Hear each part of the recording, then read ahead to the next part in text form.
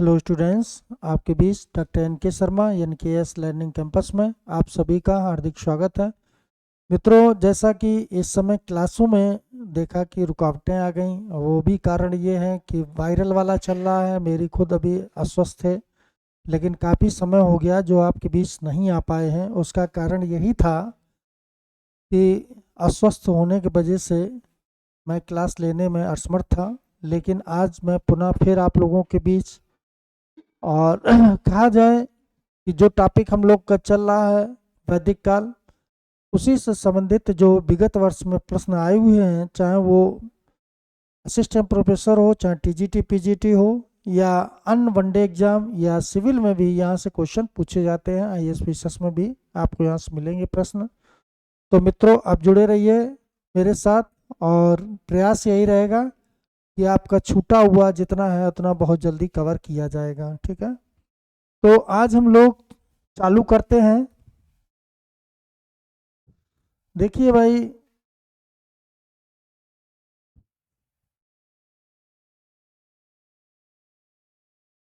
दिया है उत्तर वैदिक काल में गणतंत्र को निम्न में से किस नाम से जाना जाता था। अब गणतंत्र को किस नाम से जाना जाता था, ये चीज याद रखना। दिया है उर के नाम से, सिमित के नाम से, जन के नाम से, सभा के नाम से। तो गणतंत्र को सिमित के नाम से जाना जाता था। ठीक है, और गणतंत्र यानी कि उस समय जहां पर गणतंत्र होता था, राजा यानी कि जनता खुद चुनती थी। ठीक है, गणतंत्र, तो ये चीज याद रखना। और सीमित सबसे पावरफुल होती थी। ठीक है, तो ये चीज याद रखना। अगला देखिए क्वेश्चन दिया है कि सबसे प्राचीन भारतीय भाषा की पुस्तक निम्न में से कौन सी है। अब प्राचीन भाषा की पूछ रहा है, प्राचीन भारतीय भाषा की सबसे प्राचीन पुस्तक कौन सी है। तो निरुक्त है, रामायण है, अष्टाध्यायी है, महाभारत है। तो याद रखना कि सबसे प्राचीन अगर इसमें देखा जाए तो निरुक्त है। निरुक्त के बाद कौन आएगा, फिर अष्टाध्यायी आएगा, तब फिर रामायण आएगा, तब फिर महाभारत आएगा। यानी कि एक क्रम आ जाएगा, फिर दो का आ जाएगा, फिर तीन आ जाएगा, फिर चार आ जाएगा। तो आंसर आपका ए हो जाएगा। ठीक है, तो ये चीज याद रखना आप लोग। अगला क्वेश्चन देखिए,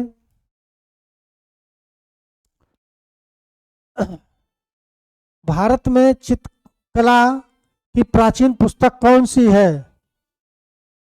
अलंकरण सूत्र, यामिनी, काल स्मृति, अलंकार। तो कौन सी है, तो याद रखना अलंकरण सूत्र है। अलंकरण सूत्र सबसे प्राचीन पुस्तक मानी गई है। ठीक है, तो ये चीज आप लोग याद रखना। अगला क्वेश्चन देखिए, इतिहासकार इस पर एक मत है कि वैदिक युग के पहले प्रारंभ हुआ था। वैदिक युग कब प्रारंभ हुआ था। ये दिया 1000, ये दिया 2500 800, ये 15, ये दिया है 2500 ईसा पूर्व। यहाँ 1500 होना चाहिए, वैसे ये डेट है, इसकी डेट गड़बड़ उसमें देखो लिखी, ईसा पूर्व से 1000 ईसा पूर्व।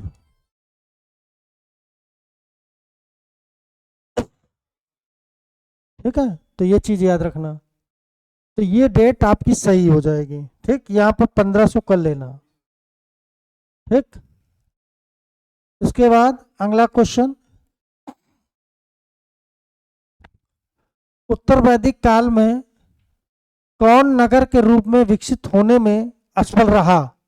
ठीक है, असफल कौन सा रहा। यहाँ पर काशी दिया, प्रयाग दिया, मथुरा दिया। फिर यहाँ पर प्रयाग नहीं होगा, इंद्रप्रस्थ होगा। यहाँ पर क्या होगा, इंद्रप्रस्थ। गलत लिख दिया है, मिस्टेक हो गई है। तो ये इंद्रप्रस्थ, ये हो जाएगा आंसर आपका। कौन सा हो जाएगा, इंद्रप्रस्थ होगा। ठीक है, ये विकसित नहीं हो पाया था इंद्रप्रस्थ। ठीक है, तो ये वाला आपका आंसर होगा। अगला क्वेश्चन, पूर्व वैदिक आर्य समुद्री व्यापार नहीं करते थे, ये किसने कहा था। डॉक्टर बीपी आमटे दिया है, डॉक्टर आर के मुखर्जी दिया है, डॉक्टर आर सी माजुमदार दिया है, डॉक्टर आर एस शर्मा दिया है। तो डॉक्टर वीपी आमटे दिया है। ठीक है, बीपी आमटे ने ये कहा था, तो ये चीज याद रखना। अगला क्वेश्चन देखिए,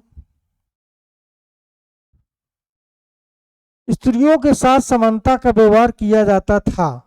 स्त्रियों के साथ समानता का व्यवहार किया जाता था किस काल में? तो हर्षवर्धन के काल में, गुप्त काल में, वैदिक काल में? कभी नहीं।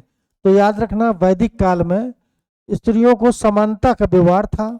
यानी कि इस समय स्त्रियों की स्थिति बहुत अच्छी थी, अपना वर भी चुन सकती थी, और कहा जाए कि काफी स्त्रियां जो विदुषी थीं, ये इस टाइप की काफी महिलाएं मिली हैं। अपाला, घोषा, सिगदा। अगला क्वेश्चन है कि मनुस्मृति सरस्वती नदी और द्रस्वती नदी के मध्य स्थित कि निम्न में से किस रूप में मनाते हैं दस्यावती नदी?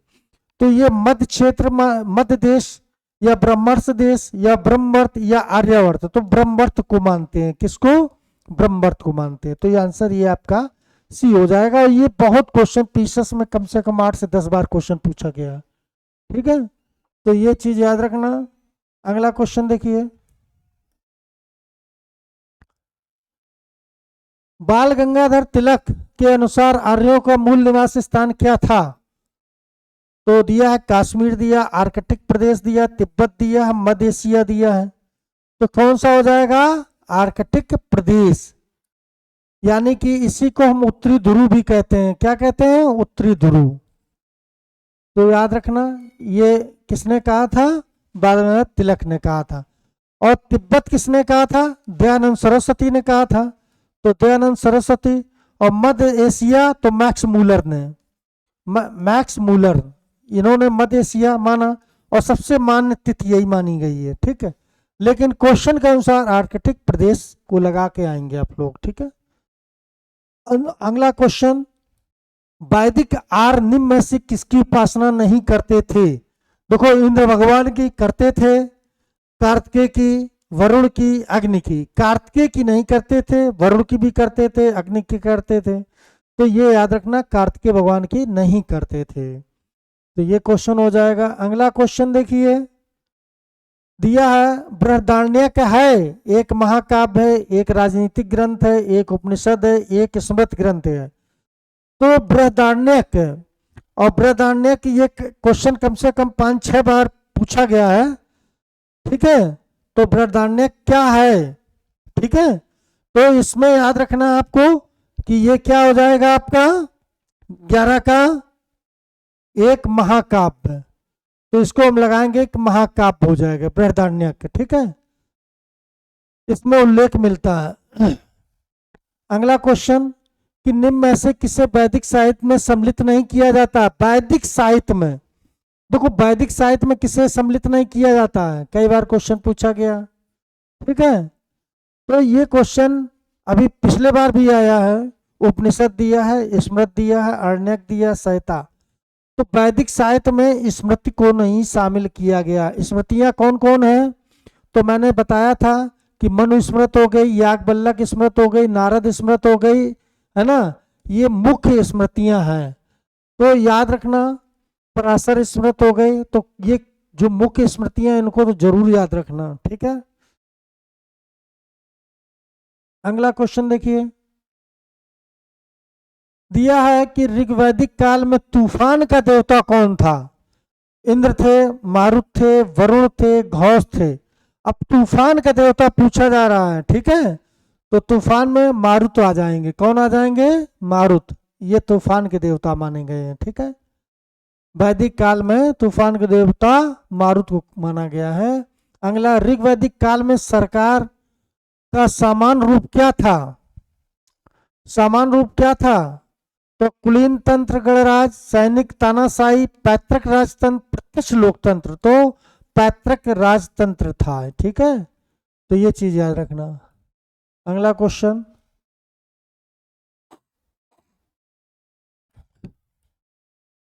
उत्तर वैदिक काल में आर सप्ताह का केंद्र था। आर सप्ताह का केंद्र कौन सा था?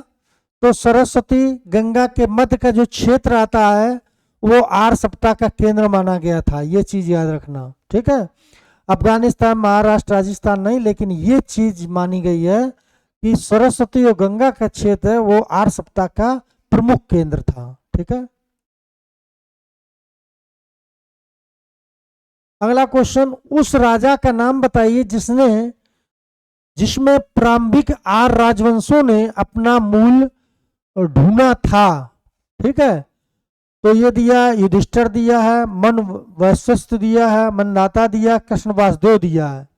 तो ये भी क्वेश्चन कई बार आया है। तो ये मनु जो दिया है, वैश्वस्त दिया है, तो यही आ जाएगा आपका सही आंसर, यही हो जाएगा। ठीक है, अगला क्वेश्चन, निम्न में से कौन उपनिषद है? उपनिषद कौन सा है ये पूछा गया है। तो याद रखना कि धम्म महापाठ दिया है ना, मिलन परनो दिया है, महाभास दिया, श्वेता श्वेतर दिया है, तो यही वाला हो जाएगा आपका। ठीक है, मिलन परनोम नहीं मिलेगा, ये आपका आंसर डी हो जाएगा सही। ठीक है, और उपनिषद का मतलब हमने आपको पहले बताया कि उप का मीन्स होता समीप और निषद का मीन्स होता बैठना। तो गुरु के पास बैठकर जब ज्ञान अर्जित किया जाता था, गुरु के पास बैठकर, उसी को हम उपनिषद कहते थे। ठीक है, तो ये चीज याद रखना। अगला देखिए, ऋग्वैदिक काल में कौन सी शासन प्रणाली समानता प्रचलित थी? कौन सी समानता प्रचलित थी? ठीक है, वंश परंपरागत राजतंत्र, सैनिक तानाशाही, आध्यात्मिक शासन प्रणाली, सांसदीय शासन प्रणाली।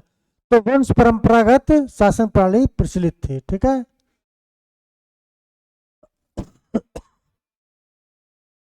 ऋग्वेद के पुरुष सूक्त में है, अब पुरुष सूक्त दिया है, तो इसमें क्या होगा पुरुष सूक्त में? देखो ये भी कई बार पूछा गया है। विश्व की रचना के मंत्र, अश्वबल के नियम, उषा की प्रशंसा, रुद्र की प्रशंसा। तो विश्व की रचना की जब बात करते हैं तो ये पुरुष सूक्त में मिलता है। ठीक है, तो ये चीज याद रखना। अगला देखिए, निम्न में से कौन सा वैदिक साहित्य सम्मिलित नहीं है? वैदिक साहित्य में सम्मिलित क्या नहीं है? धम्मपद है, शतपथ है, शांत संहिता है, कठोपनिषद है। तो इसमें कौन सा सम्मिलित नहीं है? ठीक है, तो याद रखना कि ये जो धम्मपद है ये इसमें वैदिक साहित्य में सम्मिलित नहीं है, जबकि शतपथ था, है ना, ये शासन संहिता था, कठोपनिषद, ये तीनों थे, लेकिन ये नहीं सम्मिलित था। तो आंसर यही हो जाएगा आपका। अगला क्वेश्चन दिया है, उत्तर वैदिक आर्यों द्वारा प्रयोग में लाई गई धातुएं कौन सी थी? है ना, आर्यों द्वारा प्रयोग में लाई गई धातुएं कौन सी थी? तो चांदी तांबा दिया है, चांदी सोना दिया, चांदी सोना तांबा दिया। देखो चांदी भी थी, सोना तांबा लोहा पीतल, यानी कि ये सारी चीजें आ गई थी उस समय। यानी कि लोहा में 1000 ईसा पूर्व में इसकी खोज हो गई थी, 1000 ईसा पूर्व में। और ये कहां पर भी थी? अतरंजी खेड़ा में। कहाँ? अतरंजी। तो अतरंजी खेड़ा ये कहां पर है? ये भी क्वेश्चन पूछा जा सकता। तो ये एटा में है। अब एटा कहाँ है? तो यूपी में है। तो ये चीज याद रखना। ठीक, और सोना चांदी तांबा थाई पीतल भी खोज लिया गया था। तो ये चीज याद रखना। अगला देखिए, दिया है ऋग्वैदिक धर्म कि निम्नलिखित में से कौन सी प्रमुख विशेषता है? ऋग्वैदिक धर्म की प्रमुख विशेषता कौन सी है? यह भी कई बार क्वेश्चन पूछा गया है। मात्र देवी की उपासना, त्रिमूर्ति की उपासना, पशुपत की उपासना, प्रकृति की उपासना। तो याद रखना कि प्रमुख विशेषता पूछी जाए तो प्रकृति की उपासना लगा के आएंगे। क्या लगाएंगे? प्रकृति की उपासना। अगला क्वेश्चन दिया है, आर्यों का आगमन भारत में किस ओर से हुआ था? कई बार क्वेश्चन पूछा गया। चीन दिया है, दक्षिण पूर्वी एशिया दिया, मध्य एशिया दिया, पूर्वी और। तो मध्य एशिया से इनका आगमन हुआ। और ये किसने कहा था? तो मैक्स मूलर ने कहा था। किसने कहा था? मैक्स मूलर ने। और ये यही ज्यादातर मान्य डेट रही है, नहीं कि ये मध्य एशिया से भारत में आए थे। आर्यों ने भारत पर कब अधिकार किया? अब आर्यों ने भारत पर अधिकार कब किया? यह भी क्वेश्चन कई बार पूछा गया है कि कब कर लिया था। तो 1900 ईसा पूर्व, 1500 ईसा पूर्व, 1000 ईसा पूर्व, 1400 ईसा पूर्व। तो 1500 से हमने पहले आपको बताया कि 1500 बीसी से लेकर 1000 ईसा पूर्व ये आर्यों ने, यानी इनका ये ऋग्वैदिक काल का शासन काल है। ठीक है, तो ये आंसर आपका हो जाएगा।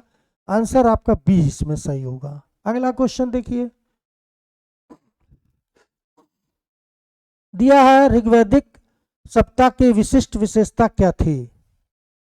बहुत अच्छा, विशेषता क्या थी इस समय? तो पशुपत पूजा, त्रिमूर्त पूजा, माँ देवी पूजा, प्रकट पूजा।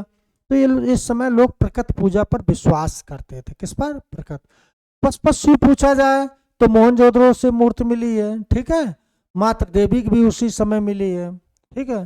तो ये चीज त्रिमूर्ति की मूर्ति सिंधु घाटी सप्ताह में। अगला क्वेश्चन, मैक्स मूलर के अनुसार आर्यों का मूल स्थान क्या था? अभी हमने बताया था जर्मनी, मध्य एशिया, तिब्बत, भारत। तो मध्य एशिया लगा के आएंगे, मैक्स मूलर ने ही बताया था मध्य एशिया से आए हैं। अगला क्वेश्चन, कि निम्न में से किसकी पूजा वैदिक आर्य द्वारा नहीं की जाती थी? पशुपत की, वरुण की, मारुत की, इंद्र की। तो पशुपत की नहीं की जाती थी। ये मोहनजोदड़ो में इसके साक्ष्य मिले हैं और ये वैदिक काल के हैं, ठीक है। तो ये चीज याद रखना। अगला क्वेश्चन, उत्तर वैदिक काल में आर्य सभ्यता का केंद्र कहाँ था? तो ये दिया है सरस्वती, गंगा के मध्य क्षेत्र दिया, राजस्थान दिया, सिंध दिया, कर्नाटक दिया। तो ये चीज याद रखना, सरस्वती तथा गंगा का मध्य क्षेत्र था। अगला क्वेश्चन, शतपथ ब्राह्मण संबंधित है अथर्ववेद से, सामवेद से, यजुर्वेद से, ऋग्वेद से। तो यजुर्वेद से। और यही जो है गद और पद में लिखा गया था। याद रखना, गद और पद में। गद और पद में कौन सा लिखा गया? तो ये यजुर्वेद लिखा गया था। 4 वेद है, चारों वेद में अगर कहा जाए कौन गद पद में, तो यजुर्वेद है। अगला क्वेश्चन, उपनिषद युग का राजा अश्वत्थ कहाँ का शासक था? तो सूरसेन। सूरसेन मतलब मथुरा, पंचाल का, मत्स्य का, केकई का। तो केकई के थे, केकई के अश्वत्थ राजा थे। तो ये रहे आपके 30 क्वेश्चन, जो आपके लिए बहुत बहुत इंपॉर्टेंट क्वेश्चन है। और इसी तरीके से आप लोग पेपर बस सॉल्व करते रहिए। आपका चाहे वो असिस्टेंट प्रोफेसर, चाहे टीजीटी पीजीटी हो या अनवनडे एग्जाम, आपके सारे प्रश्न यहाँ से मिलेंगे। और मिलते हैं हम लोग एक पुनः फिर एक वीडियो में। जुड़े रहिए मेरे साथ।